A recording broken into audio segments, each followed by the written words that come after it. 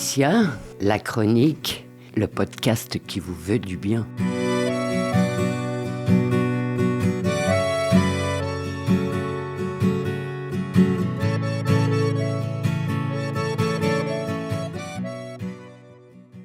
Bonjour, auditeurs et auditrices de RLP, ma radio préférée.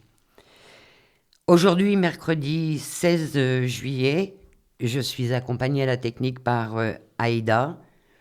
Le temps est estival, pas trop chaud, mais mon humeur est triste, révoltée, en colère. Et en guise d'introduction à cette 15e chronique, nous allons écouter une chanson d'Ashka qui vous donnera le thème de cette chronique. Cette chanson s'appelle « Palestine, Gibraltar ».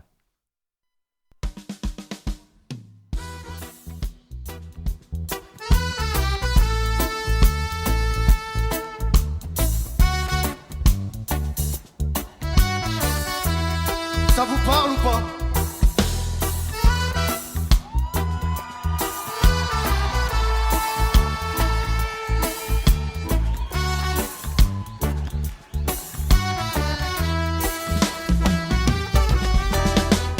Deux enfants qui s'amusent dans une zone oubliée d'un pays où la thune n'est qu'un vieux champ de blé.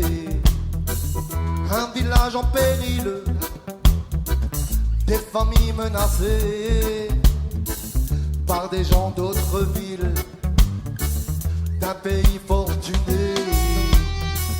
Enfant de Palestine, tu n'as rien demandé, mais au niveau victime, c'est toi le plus touché. Tu confirmes l'expression un peu trop imagé, caillou contre canon, c'est un combat truqueux. Au pied du mur, des enfants jouent, oubliant les affres de la guerre. Derrière le mur, un peuple vit dans une prison à ciel ouvert. Derrière le mur de la honte, par-delà les barrages, les chars et les checkpoints. Derrière les murs, loin des yeux, loin du cœur, il y a la Palestine. Quand les enfants tombent sous les bombes, c'est l'humanité qu'on assassine. Le monde entier est complice par sa complaisance et son silence. Tous les hommes naissent libres et égaux. Moi aussi j'y ai cru. La justice est la même pour tous, sauf pour les puissants. Le savais-tu, monsieur le juge, allez massacre. Un table de Tzahal, c'est l'oncle Samedi Régal. Tu pries pour HK s'il vous plaît?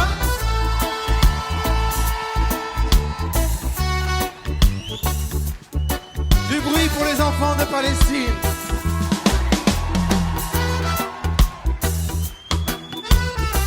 Et les enfants du monde entier, quels qu'ils soient, quelle que soit leur couleur, leur religion, leur nationalité, quand ils sont opprimés. Israël, qu'est-ce qui te prend? Il n'y a pas si longtemps, je crois que c'était tes enfants qui étaient innocents. Là je peux prendre parti, car je suis écœuré de voir ton peuple ainsi, si peu évolué. Je n'écris que des lignes et fais rimer des mots. Cette chanson Palestine et mon droit de veto. Dans le ciel de Gaza, les faucons rôdent jour et nuit, les hélicoptères passent et repassent et notre futur s'obscurcit. Les colons chassent les colombes, ils ont envoyé les oiseaux de fer pour creuser notre tombe. Mais l'olivier reste enraciné dans sa terre, ouais l'olivier est un arbre millénaire, l'olivier est toujours debout. Palestine ne sera jamais, jamais à genoux. Je n'écris que des lignes et fais rimer des mots. Cette chanson Palestine et mon droit de veto. Je n'écris que des lignes et fais rimer des mots. Cette chanson Palestine et notre droit de veto.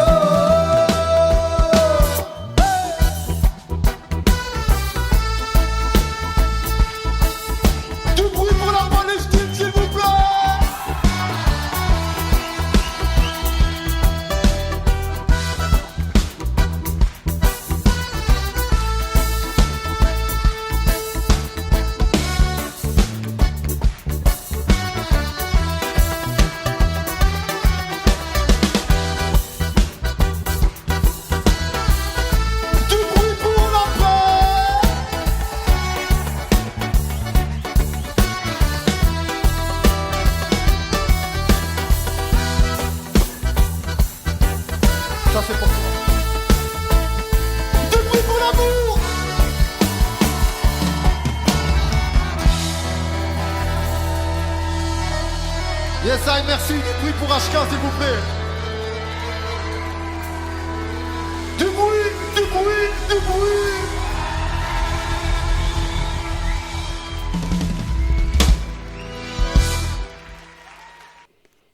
La chanson dit tout. Merci HK d'avoir écrit ce texte. Merci d'avoir le courage de tes opinions. Et pour beaucoup, une belle leçon. Oui, c'est terrible, affreux, insupportable, dramatique. Et je pourrais ainsi égrener nombre de qualificatifs sur ce qui se passe à Gaza, mais dans toute la Palestine. Mais le drame d'aujourd'hui n'est pas le seul résultat de l'attaque du 7 octobre commis par le Hamas à l'encontre du peuple juif. Ses racines plongent bien plus loin dans l'histoire de ce conflit israélo-palestinien. Quelques dates pour nous rafraîchir la mémoire. Et la mémoire, en ce moment, c'est important. Avant, et surtout pendant la Seconde Guerre mondiale, l'Allemagne perpétra la Shoah. Au total, ce sont 6 millions d'hommes, de femmes et d'enfants juifs qui furent tués. À la suite de cette guerre, le 14 mai 1948, la proclamation de l'État d'Israël a été faite par Ben Gourion. Entre 1948 et 1952, ce sont près de 7000 juifs qui font leur Aliyah. Aliyah, c'est-à-dire le retour en terre d'Israël. La proclamation de l'État d'Israël par Ben Gourion revendique la souveraineté du peuple juif sur cette terre et l'expulsion du peuple qui l'habite, c'est-à-dire les Palestiniens. 1982, ce sont les massacres de Sabra et Shatila envers des Palestiniens, certes membres de l'OLP, qui est l'Organisation de libération de la Palestine, et du quartier de Sabra et du camp de Shatila situé à Beyrouth. Camp de réfugiés, bien évidemment. En 1987, c'est la première intifada. Celle-ci durera jusqu'en 1993. La première intifada, ou guerre des pierres, et intifada veut dire soulèvement du peuple palestinien contre l'occupation israélienne. 1987, c'est aussi la naissance du Hamas pour contrer l'OLP jugé trop mou. 1993, les accords d'Oslo prévoyaient la création d'un État palestinien. 2000, deuxième intifada, deuxième soulèvement, deuxième révolte populaire. 2002, construction d'un mur de sécurité entre Israël et les territoires palestiniens. 2003, un plan de paix entre Israël et la Palestine, reconnu par l'autorité palestinienne, mais rejeté par Ariel Sharon, alors Premier ministre israélien, et le Hamas. Ce plan de paix n'a jamais été appliqué. 2005, Mahmoud Abbas succède à Yasser Arafat, mort en 2004, à la tête de l'OLP. Israël se retire de la bande de Gaza après 38 ans d'occupation. Non, que dis-je, 38 ans de blocus généralisé. 2006, des élections législatives ont lieu en Palestine et sont remportées par le Hamas. Mais, elles sont désavouées par la communauté internationale. 2007, le Hamas prend le contrôle de la bande de Gaza. L'autorité palestinienne garde le contrôle de la Cisjordanie. Depuis, la Palestine est divisée. 2009. Élection de Benyamin Netanyahou. Il encourage la colonisation en Cisjordanie et durcit sa politique sécuritaire. 2020. Donald Trump et Benyamin Netanyahou présentent le plan de paix américain pour le conflit israélo-palestinien, négocié sans les Palestiniens qui refusent ce plan favorable à Israël. 2023. Le 7 octobre. Depuis la bande de Gaza, le Hamas conduit une série d'attaques et d'atrocités contre des militaires et civils israéliens. La riposte d'Israël ne tarde pas et, 19 mois plus tard, ce qui devait être une réponse aux attaques du Hamas se transforme en un génocide du peuple palestinien. À la lecture de ces dates, ce qui m'apparaît, ce sont toutes ces tentatives de paix, ou en tout cas toutes ces tentatives de résolution de ce conflit et qui ont avorté dans l'œuf. Autre fait aussi, la tragédie du 7 octobre a brisé violemment l'invisibilisation dans laquelle le problème palestinien était plongé et a déclenché une guerre sans merci dans la bande de Gaza. Petit rappel, les attaques contre Israël, les attaques du 7 octobre bien sûr, ont blessé 7500 personnes, en ont tué environ 1200, dont 37 enfants. C'est terrible. C'est affreux. Et je comprends qu'Israël ait voulu venger ses morts et s'en prendre au Hamas. Mais, car il y a un mais, à mon sens, sous prétexte de vouloir combattre des terroristes, c'est tout un peuple qu'on assassine. À ce jour, dans l'enclave palestinienne, on dénombre 57 680 personnes tuées, dont 17 121 enfants, 134 409 personnes blessées, dont 34 173 enfants, 12 000 personnes disparues ou qui seraient encore sous les décombres. Ces sources proviennent de l'UNICEF. 95% des écoles endommagées. Et pour les survivants, un exode interminable.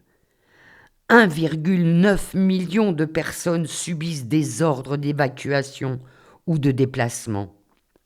Sans nourriture, sans soins, sans chauffage, sans eau.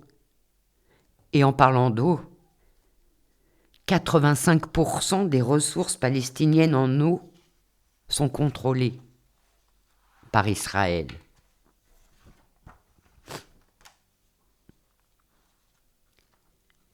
Les bombardements incessants depuis 19 mois, les déplacements forcés, le ciblage systématique des écoles, des hôpitaux ne suffisaient pas. Alors, une nouvelle arme de guerre voit le jour, l'arrêt total des convois humanitaires. Depuis mars dernier, alors que le blocus existait déjà depuis longtemps, le blocage total de l'aide humanitaire a condamné la population à la malnutrition et les enfants en sont les premières victimes. La quasi-totalité des victimes à Gaza ces derniers jours sont liées à l'acheminement de l'aide humanitaire plutôt qu'aux frappes israéliennes contre les cibles du Hamas. Tsahal, qui est la force de défense israélienne, a bombardé une zone où des milliers de Palestiniens s'étaient rassemblés dans l'espoir de recevoir un peu de farine d'un site de programme alimentaire mondial. Des drones israéliens ont tiré 2 missiles, suivis peu après par un obus provenant d'un char israélien positionné à 400 mètres de la foule. Le droit international humanitaire est bafoué. Les Palestiniens seraient-ils l'exception des droits humains? Et tout ça pourquoi? Un objectif affiché de détruire le peuple palestinien sous le couvert fallacieux de la religion, et elle a bon dos, la religion, sous prétexte de retrouver sa mère patrie, sa terre promise pour ce peuple élu. Terre promise qui doit être récupérée à tout prix.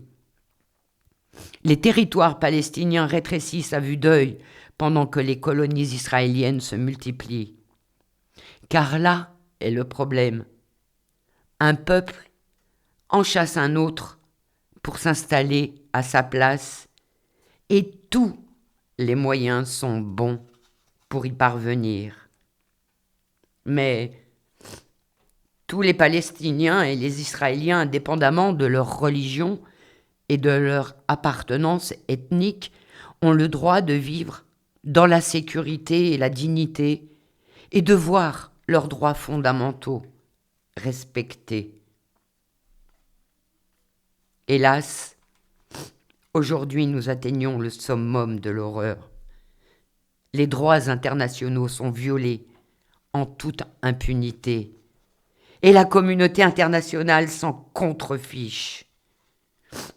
Pourquoi un tel silence?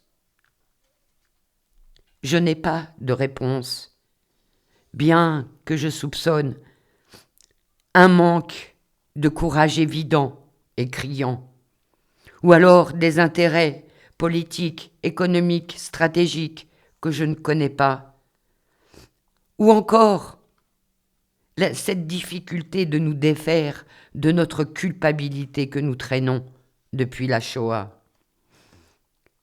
Si les grands de ce monde manquent de courage, que tous les peuples se lèvent, stop au génocide, soyons tous la génération Gaza. L'actualité nous prouve qu'il existe de nombreuses manifestations de soutien à la cause palestinienne dans les villes de France et d'ailleurs.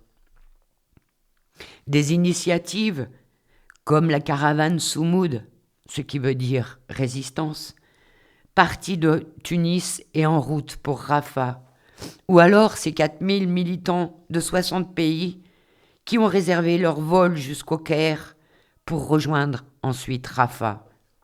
Le Madeleine, avec à son bord un collectif de soutien dont Rima Hassan, bateau stoppé, ses occupants arrêtés et emprisonnés. Des initiatives et des voix que l'on veut museler, comme les sanctions prises par les USA à l'encontre de Francesca Albanese, experte des droits humains pour l'ONU, parce qu'elle a dénoncé les horreurs à Gaza.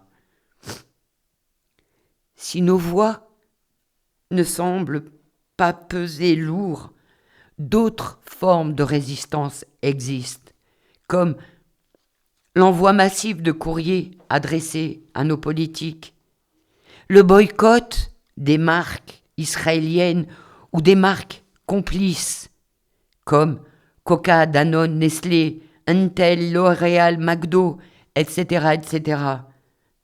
Liste non exhaustive que vous pouvez retrouver sur le net. Ne perdons pas notre humanité. Agissons, réagissons.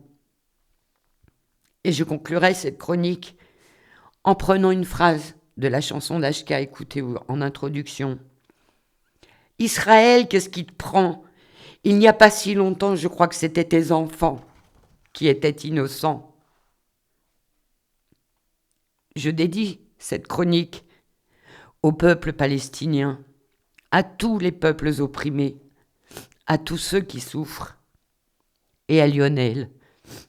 Mais je rajouterai que ce parti pris ne fait pas de moi une antisémite. Bien au contraire, je lutterai toujours et je dénoncerai toujours quand un peuple, quel qu'il soit, sera opprimé. Nous allons nous quitter en écoutant une autre chanson de HK dont le titre est « Il vous appartient de vivre ». Cette chanson est la mise en musique du dernier poème de Refaat Alareer, poète et professeur de littérature, mort à Gaza. Merci de m'avoir écouté.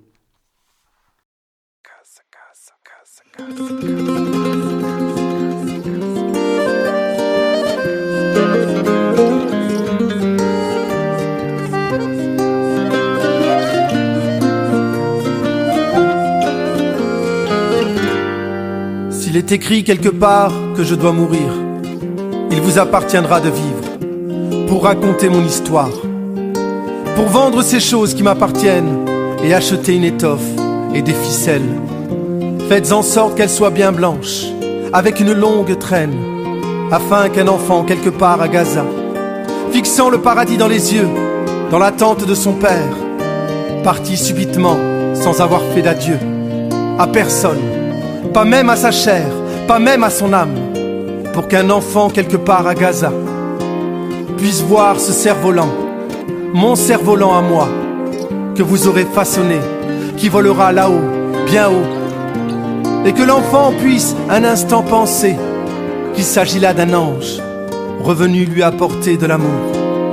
S'il était écrit que je dois mourir, alors que ma mort apporte l'espoir, que ma mort devienne une histoire.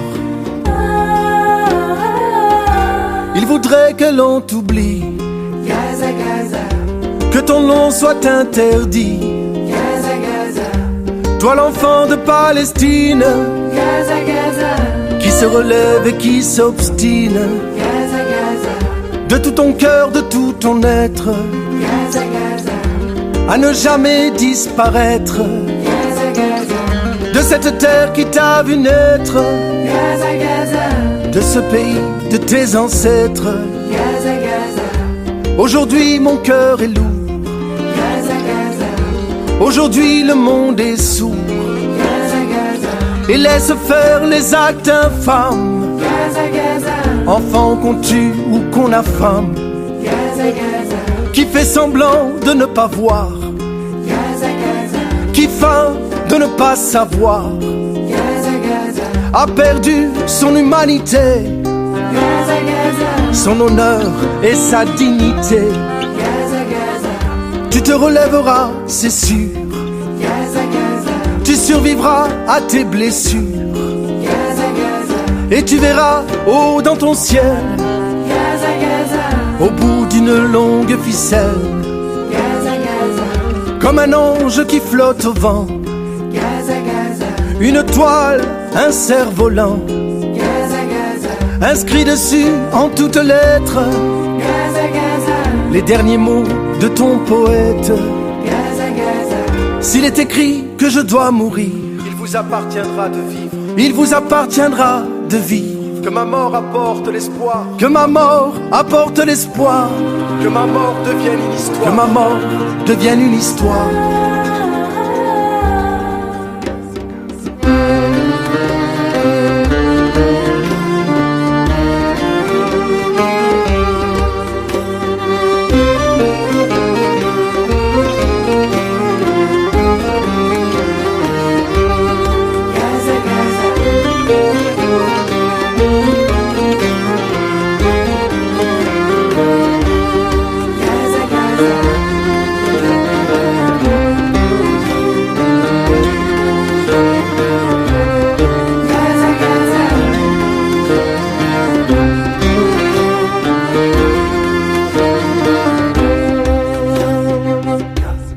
Gaza, Gaza, Gaza, Gaza, Gaza, Gaza, Gaza, Gaza, Gaza.